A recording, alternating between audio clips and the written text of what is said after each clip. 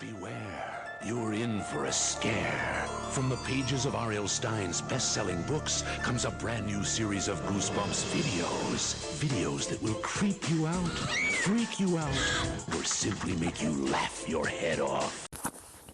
Hello, guys. In this crazy, rainy, stormy night, Paparina actually gave us the next Goosebumps book, and it is Ghost Beach.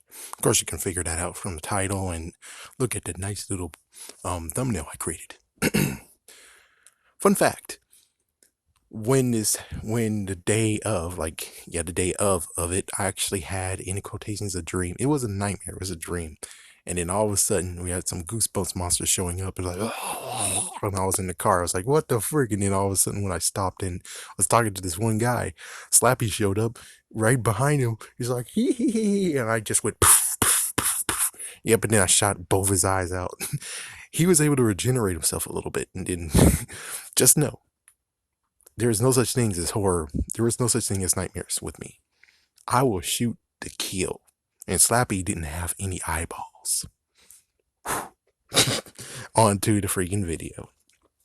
So, anyways, we're here to talk about the differences that is in the book and what is in the episode. And interesting enough, this is one of the ones where I could actually tell you that the episode did it better and min stuff that Paparina said, "What the frick, guys? You could have done this, you could have done that, you could have wired this a little bit better." I'm pretty sure that they did a good job on this. I think more mystery, and they hinted at, "Oh, there's ghosts, there's ghosts, there's ghosts," and they're just like trying to. Was it like a mystery? Nah, it wasn't not like a mystery. It was like, yeah, they just made it ghost. It was a ghost story. It wasn't mystery. It was a ghost. So, anyways, I'm going to run down this and then run down what happened in the episode. In the book, we have Jerry and Terry, a brother and sister. Oh, yeah, Sadler. Not Sandler, Sadler. Rats. And it was summer at their cousin's house. I put grandparents, but no, they're cousins. And in the episode, yeah, just a nice little fun fact before I even go to the episode part. In the episode, they cleared up things and said, yeah, they're cousins twice removed. Very distant cousins. Look at that. They already showed, look at that. The episode already proves that, yep, they actually did some little bit of tightening and making sure that, hey, it's flowing smoothly. We're writers. Suck it. So apparently Terry is good with bird watching. She's curious. She's adventurous. Tombstone carvings, or AKA in the episode, or the actual thing, wax rubbing. Wow, Paparina didn't do his homework. Oh, damn. Yeah, well, anyways, and flower pressing. Jerry, we have no idea, and they're from New Jersey. They didn't mention in the episode they came from New Jersey, I don't think. They only just said that they were actually in an apartment.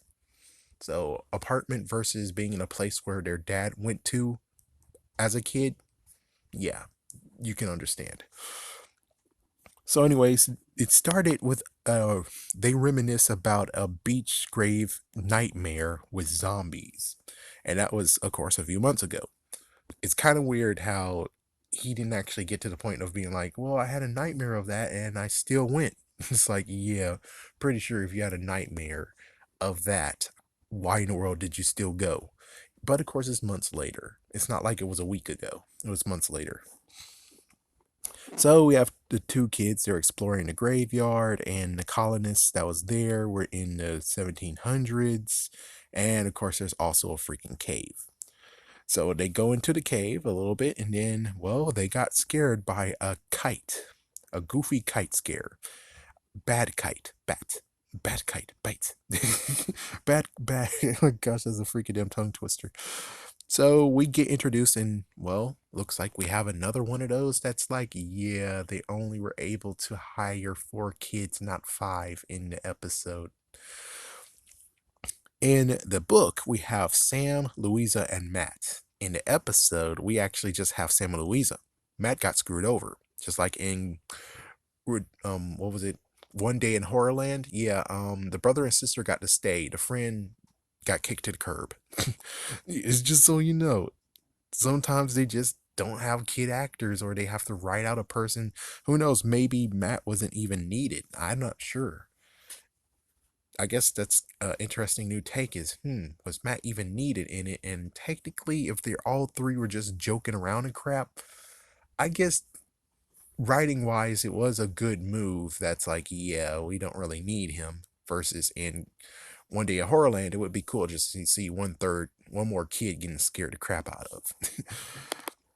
So they say that a ghost lives inside the freaking cave. We have Jerry and Terry going in the woods for some flower searching, some white flower that's very pale and stuff. And well, they found a dog skeleton. Note in the episode, they never even went into the woods. The woods was cut from the whole entire story. Instead, he found a dog skeleton in the beach. Yep. So let's see. Sam and Matt actually scares a little bit, scare them off, and then they talk about dogs and ghost talk, where dogs actually can sense ghosts. They explore the beach. They actually have one chapter of where they're fishing, which again they cut that crap from the episode because the fishing chapter might not even be needed for the story. So they're good when it comes to doing incisions. I mean, like, what needs to stay, what needs to go. Jerry actually lost his beach towel, so apparently he snuck out and he saw a light in the cave. I think he never saw his beach towel ever again. And the cousins say that, yeah, so the older cousins, Brad and Agatha, they actually both said it was an optical illusion. The Aurora Borealis. So the two decided to look into the cave. There was bats there, and then they found a bearded man. The kids actually go and, well, first they had a plan to trap the freaking man that's apparently is the ghost, and there's magic rocks in the cave, and well, it turns out the three kids, are actually the ghosts, and he's like, oh, the proof is east side of the graveyard. And you see three fresh graves that actually were made. So Terry actually gets the three there, and Harrison has a dog. It turns out the three are ghosts, and they actually wants the two, Jerry and Terry, to kill themselves, do suicide so they can actually have fun forever. And well, they all got sealed in the cave. Not Jerry and Terry. Harrison, I'm not sure. It's like, Harrison, I'm not sure. It's weird. In the book, it don't even address where Harrison went. So the two went home, and well, the dog actually followed home too. And the dog started barking at the cousins. Uh-oh, the cousins are ghosts too. Now, as for the status of the two kids, I'm going to leave it up to you guys because the kids know that they're ghosts. Now, here we go. We're going to the episode version. In the episode version, it's not friendly to PETA. Beware, PETA. You're in for a horrible scare. Okay, so they start at daytime, and Terry's doing wax rubbing, and she's actually rubbing the tombstone of Harrison Sandler. That's right, Harrison Sandler. And it says after the blah blah blah blah blah, it says like right at the end, that last sentence, his spirits lives on forever. Oh my gosh. And apparently he's the first guy in America in 1642. Either I wrote it wrong, or I think he said the 1700s. So that means that in the episode they actually picked an actual number, or he glanced over it. I'm not sure. I'll have to read the book myself someday. So apparently something's in the grass of the tomb of the graveyard, and it's a scarecrow. Oh my god, scarecrow. No, it's just a Louisa dressed in some kind of weird thing, and Sam's there too, and they laugh. And let me tell you, their characters kind of remind me of the RPM Rangers, Gold and Silver, if I can jump off of the Goosebumps bandwagon and just, not bandwagon, the Goosebumps timeline or everything topic, and just go to Power Rangers, where it's like, yeah, just know they both suck. It's like, yeah, so these characters suck too. They're very dull, but on the other hand, if they cause lots of freaking stuff, and oh yeah, in the book it said the three actually terrorized and they killed dogs. So food for thought. It makes sense that they're actually kind of goofy, but they're goofy and somewhat like Broken Skull, but less Broken Skullish. I think that's what we can actually say about them. So, anyways, yeah, so Brad and Agatha, like I said, cousins twice removed. Sarah and Louisa actually scares them and warns them about the cave that's at the beach. And we get to see dinner time.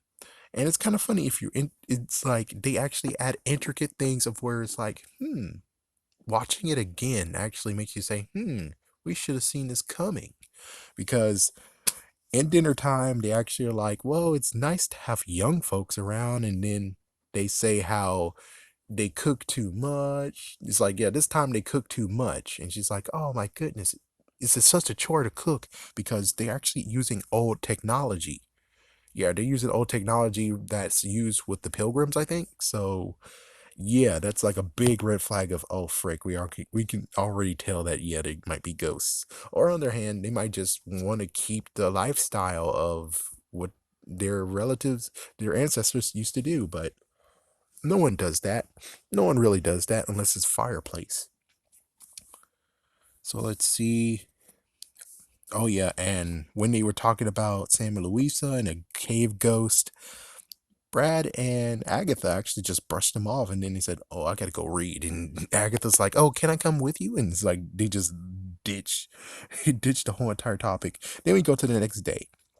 Terry is checking out seaweed, so instead of the flower that they're looking for, they compromise and say, I'm pretty sure that even though she likes flower pressing, we could actually say that since she's an interesting person and knows lots of knowledge, why not be interested in seaweed? So instead of the flower they're looking for, they moved it to the beach for seaweed. And of course, like I said, they found a dog skeleton. Actually, Jerry tripped and fell and found a dog skeleton. And Sam actually says that the dog was eaten. Oh, yep, PETA, prepare to be scared. No, most likely they'll be pissed and scared. Louisa caved, and yeah, after she's like, Sam, stop it. And she eventually caved and said, oh, Harrison did it. Yes, Harrison Sandler is alive, and he's the ghost. And you can tell that a dog can tell if the person actually is a ghost or not. And there we go. Jerry actually brushed a thought idea. Terry actually wants to know more about this whole ghost thing. And then Louisa points at the cave opening and said 300 years. And they mentioned that the light. Yeah, they mentioned about the light that was there. And then all of a sudden, Jerry saw the light instead of having to do the whole thing of, he lost his beach towel. Oh no, he has to go out in the nighttime. And oh my gosh, there's a light right there he saw. It's like instead they cut that whole entire scene out and just be like, yep, there it is, right there in the beach. Only Jerry saw the light. None of them saw the light. There you go. We're done with that. Now we can go to dinner time. Part two. So they talk more about the whole Sarah and Louisa. Then he mentions the light, and then of course, you know, optical illusion, Aurora Borealis. Alora? Oh God, not James Bond. Aurora Borealis. And well, he warns them to stay away from Beach's cave. And I'm like, of course you know why, because of you could get hurt and stuff like that. Wait, it's called Beach's Cave? Really? That doesn't seem new. Wait a minute. What's the name of this town? Let's see, they came from New Jersey. I'm not sure where this is located, so okay, freak it. It's like, yeah, I don't think they told us what city this was in. Okay, freak it. All right, let's see. Oh yes, Agatha is silent about this whole entire thing. Only Brad did the talking, and then at night they heard a dog barking. Something you didn't hear in the books.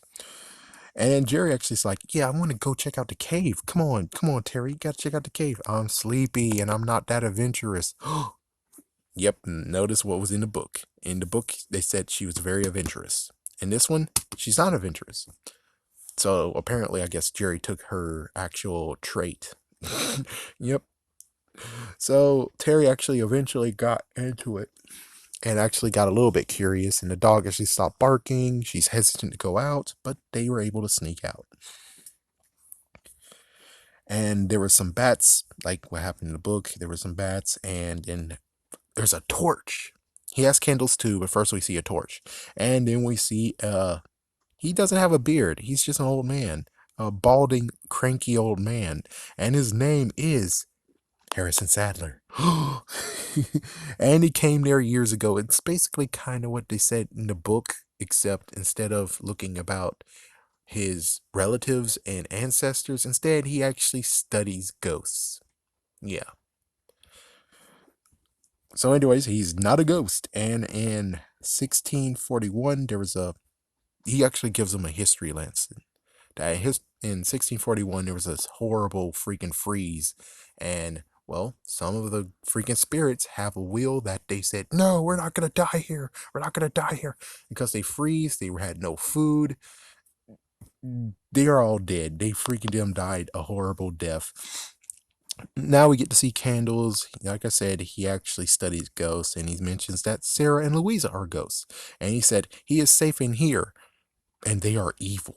And Tara actually thinks he's a cannibal. It's like all of a sudden we're like, don't eat us. And I'm like, whoa, whoa, whoa. I'm pretty sure we heard that ghosts eat dogs, not ghosts eat humans.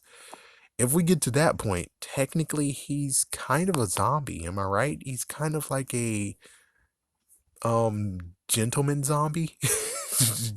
Nah, that would be a little bit more savage. I mean, well, yeah, he'll be a little bit more civilized. He'll kill them both, and then he'll start chopping them up, and they'll eat. It's like I'm pretty sure it's more like a civilized zombie than an actual zombie, because zombies don't care. They just. So, anyways, he actually tells them, "Go to the graveyard, right now, damn it!" So they actually, eventually, after they talked to each other, said, "What should we do, man? I think we should go to the graveyard." So they go to the graveyard. They see the gravestones, and then the two show up, Sam and Louisa.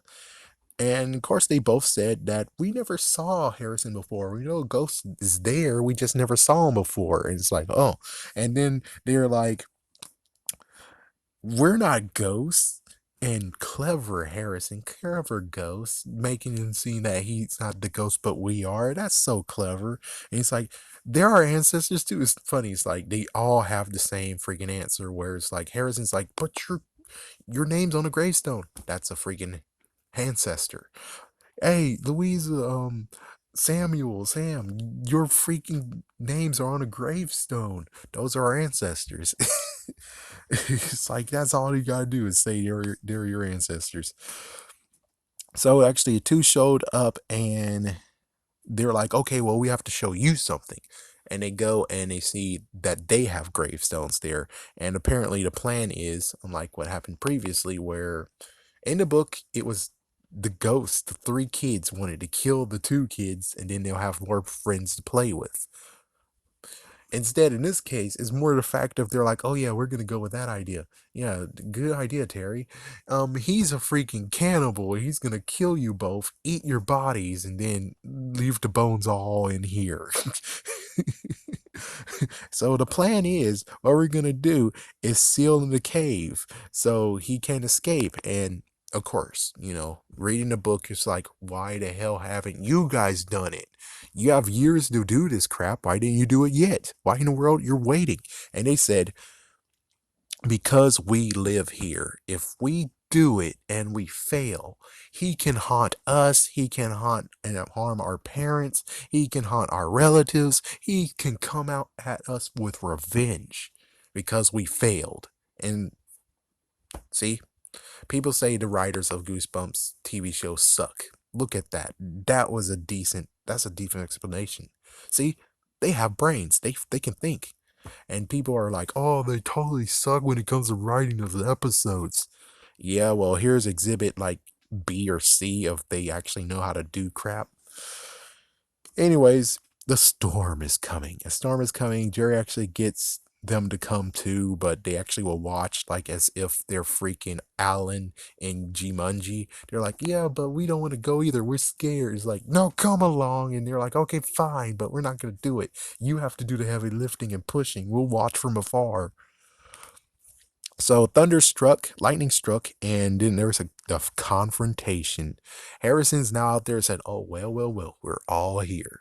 And he has a dog. And the dog actually chases those two, Sam and Louisa, right into the cave. And Jerry notices, like, whoa, dogs can detect ghosts. That's what you said. Oh my gosh. And then all of a sudden, we see that their faces change.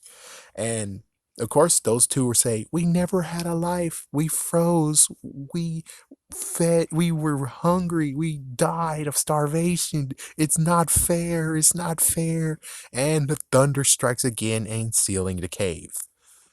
Weirdly enough, what R.L. Stein and what these guys done, the writers of the TV show, is they never actually concluded Harrison. All we know is that Harrison just stopped showing up. I mean, yes, the deal is done. It would be at least a nice thing of hearing, it's like, well, that is done. I'm off to go into another adventure, or I'm off to actually check out another paranormal activity or some kind of crap. Instead, no, he just doesn't show up anymore. And apparently he left his dog. Who knows? Maybe he died by the lightning strike and we never really knew about it. Well, in the episode. In the book, however, that wasn't what happened. Anyways, we get Brad and Agatha comforting the kids, and then all of a sudden we hear a dog barking. The kids open the door, and then all of a sudden we have the dog coming in and start barking at the two, Brad and Agatha. And you would figure, well, the writers did better with most of the stuff except for Harrison. So they did right with these cousins that are ghosts, right? Nope. They actually reveal themselves. It's like, oh, that's just great. This dog just revealed our cover. Well, it's not dinner time anymore, but we can still have a late night snack, am I right? And dog looked mighty delicious, don't you think? I forgot about the dinner time. The second dinner time, they wanted lots of food, but she cooked so little. This time, the kids are safe, but the dog isn't. The dog is about to be cooked, man. The dog is about to be cooked. And she said, "Come on, kids, help me set the table. I know you guys are hungry." And that's how it ends. Oh my gosh. Yes, Peter most likely is freaking the hell out over there. "That's dog abuse, abuse, abuse." It's like, well, I gotta admit though, it was a crazy twist because you read the book and you're like, oh crap, those kids are dead. Oh crap, those kids are dead. And then, nope, the episode actually turns and say, hey, that dog, man. I mean, you saw some dog skeleton, right? Oh yeah, in the book there was plenty of dog skeletons, plenty of dog skeletons in the woods. While episode wise, you only just have one in the beach.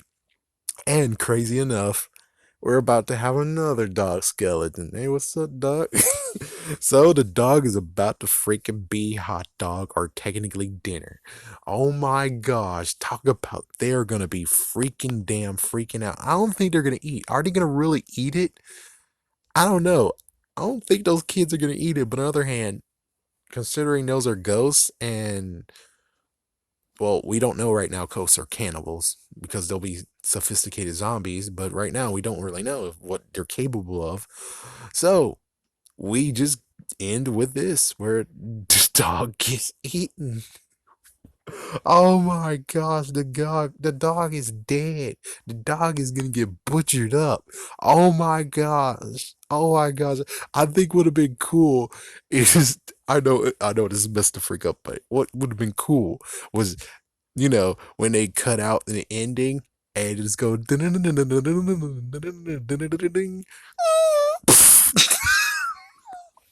oh my gosh. Just have the dog sound of it dying. Dog sound of oh my gosh. Talk about that would so freak the kids out. Oh my gosh. I would have been like, what was that sound? Oh my gosh. Oh damn. Man, Peter would be so pissed. Peter would be so pissed off. But of course, it's crazy enough that PETA never actually got to the point of being pissed off with Pokemon until 2010, 2011, 2012. So as you can see, it took them 14 years to even retaliate on Pokemon.